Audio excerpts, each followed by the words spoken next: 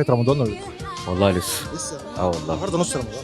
ما هي الظروف بس والشغل. الزيت والسكر والحاجات دي. الحمد لله على كل حال، الحمد لله. تعرف تقول لي على اسم من اسماء الله الحسنى؟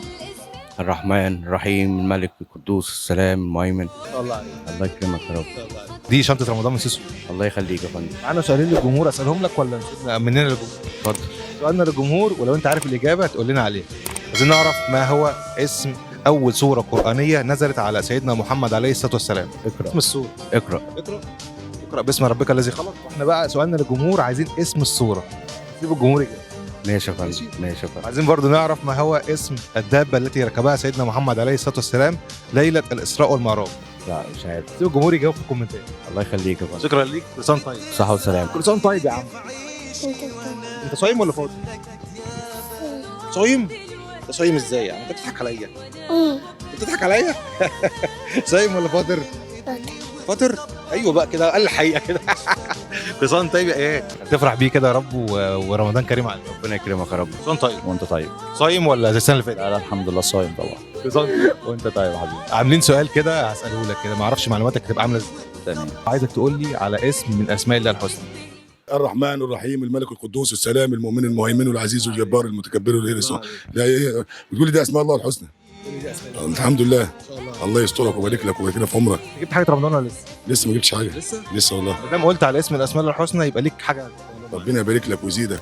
دي شنطه رمضان من سوسويت. ربنا يبارك لك يا مال باشا. كل سنه طيب. الله يكرمك ويبارك لنا في عمرك والصحه والسلامه. شنطه رمضان من سوسويت. على الله. كل سنة وانت طيب حبيبي، الله يبارك. قول لي بقى على موقف معين حصل معاك وافتكرت فيه اسم ربنا.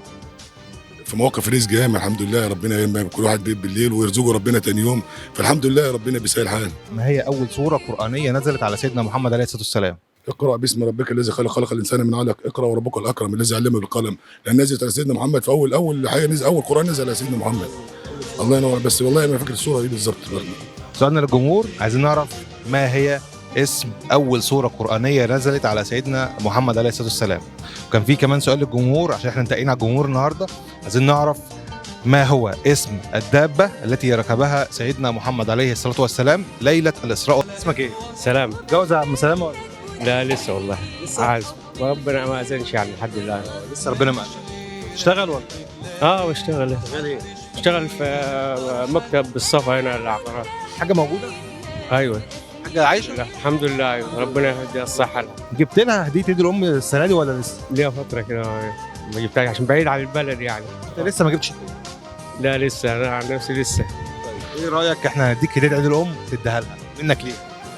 تمام ربنا يبارك فيكم ان شاء الله. دي هديه عيد الام من سوسويت عشان تفرح الحاج. ماشي يا رب يسلمك. الله يخليك. كلمها في التليفون بقى تقول لها انا جبت لك هديه. ان شاء الله اكيد. طيب. وانت طيب. سؤالنا للجمهور عايزين نعرف ما هي اسم اول سوره قرانيه نزلت على سيدنا محمد عليه الصلاه والسلام.